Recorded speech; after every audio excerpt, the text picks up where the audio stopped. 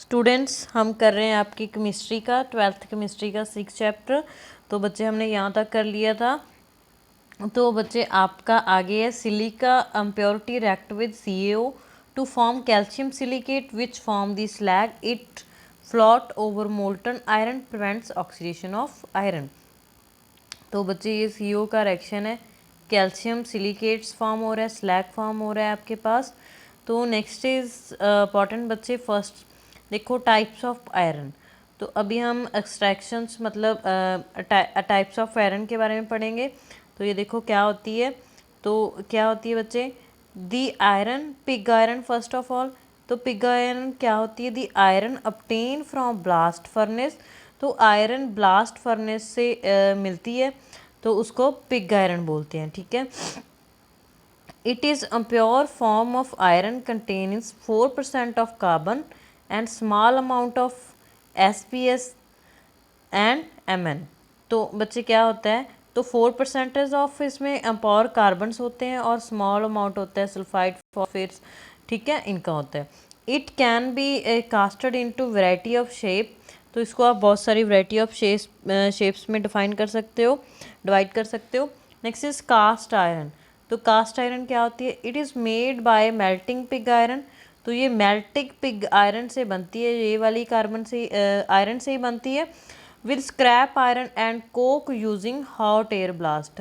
तो scrap iron से बनती है ये और कोक को यूज़ किया जाता है हॉट एयर ब्लास्ट में।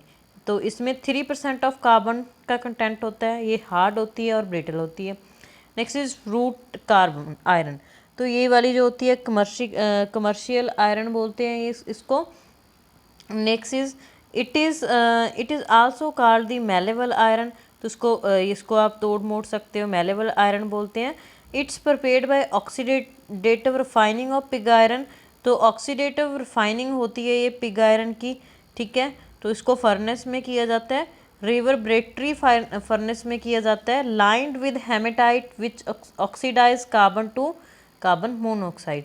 तो फर्नेस में किया जाता है इसको लाइन, और hematite which oxide carbon to carbon monoxide.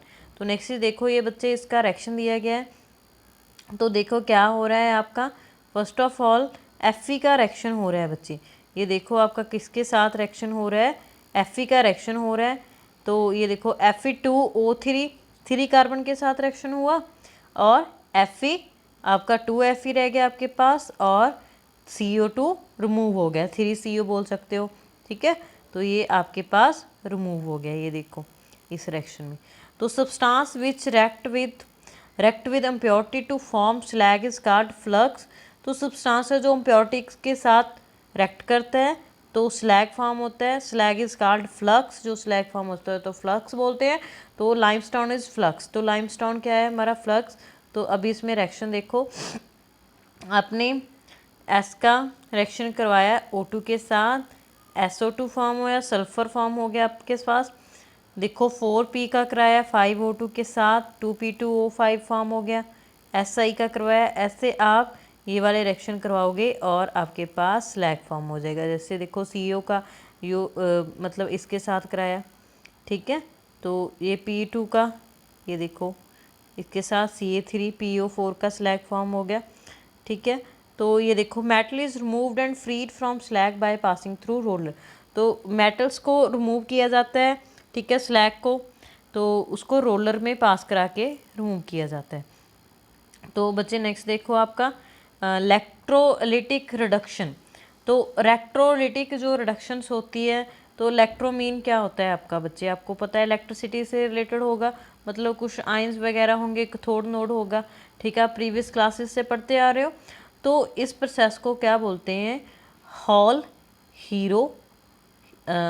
हीरोलट process. तो इसमें क्या होता है, purified bauxite ore is mixed with cryolites. तो प्योरीफाइड जो बक्साइट होते हैं वो मिक्स किए जाते हैं क्रियोलाइट्स में, और which lower its melting point and increasing electrically conductivity. तो इसका लोअर मेल्टिंग पॉइंट होता है और इंक्रीज इलेक्ट्रिकल कनेक्टिविटी होती है। Molten mixture is electrolysed using a number of graphite rods as anode and carbon lining as a cathode. तो molten mixture होता है इलेक्ट्रोलाइज्ड यूजिंग होते हैं, नंबर ऑफ ग्रेफाइट रोड्स होते हैं, एज ए नोड यूज़ किया जाता है, और carbon lining as a cathode. The graphite is useful for reduction metal oxide to metal. Graphite को यूज़ किया जाता है एज ए नोड, तो रिडक्शन ऑफ मेटल ऑक्साइड करता है।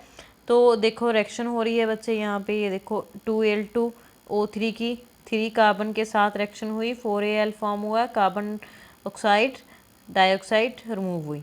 फर्दर उसको इलेक्ट्रोलाइज किया गया और वो ब्रेक हो गया, उसके आयंस ब्रेक हो गए। एनोड और कैथोड में देखो रिएक्टिव है, यहाँ पे पॉजिटिव है। तो at cathode, cathode mean positive होता है बच्चे, यू नो वेरी वेल। तो एनोड नेगेटिव चार्ज होता है। देखो मेल्ट हो गया, आपके पास ये फॉर्म हुआ 2 इलेक्ट्रॉन्स। तो उसके बाद फर्दर देखो ये वाली रिएक्शन आपके पास होगी। तो बच्चे ये आपको अच्छे से पता चला। Next is graphite rod get burnt from CO and CO2। Graphite जो रॉड होती है वो CO और CO2 के बर्न होने पे बनती है। तो aluminium thus obtained refined electrolyte using impure Al as anode. Al को नोड यूज़ किया जाता है, और Al प्योर Al अम्प्योर जो होता है, ठीक है, अम्प्योरिटीज होते हैं जिसमें OAl अनोड होता है, जो प्योर होता है वो कैथोड होता है। मोल्टन क्रियोलाइट एज इलेक्ट्रोलाइट, ये देखो एट नोड अम्प्योर है, ठीक है, एट कैथोड ये प्योर है। तो जब भी इम्प्योर होगा इसका और एक्शन होगा, तो जब भी प्योर है इसका और होगा। तो next is electrolyse of molten NaCl। NaCl का आपने मोल्टन स्टेट में किया तो फर्दर वो ब्रेक डाउन हो गया 2 आइंस में। तो 1 is positive, second is negative. तो Na के ऊपर पॉजिटिव चार्ज होता है, आप प्रीवियस क्लासेस से पढ़ते आ रहे हो, और Cl के ऊपर नेगेटिव चार्ज होता है, ठीक है। तो फर्दर वो ब्रेक डाउन हो गया। कैथोड है, मीन पॉजिटिव चार्ज, उसको आप इलेक्ट्रॉन्स को ऐसे डिफाइन कर सकते हो Na+E इलेक्ट्रॉन। तो एट नोड ऐसे डिफाइन कर सकते हो, ठीक है। The sodium metal is obtain at cathode and Cl2 is liberate at anode. तो बच्चे ये आप इतना कर लेना अच्छे से, ठीक है। तो हम नेक्स्ट आपकी नेक्स्ट क्लास में करेंगे, थोड़ा सा चैप्टर रह गया आपका। Thank you students.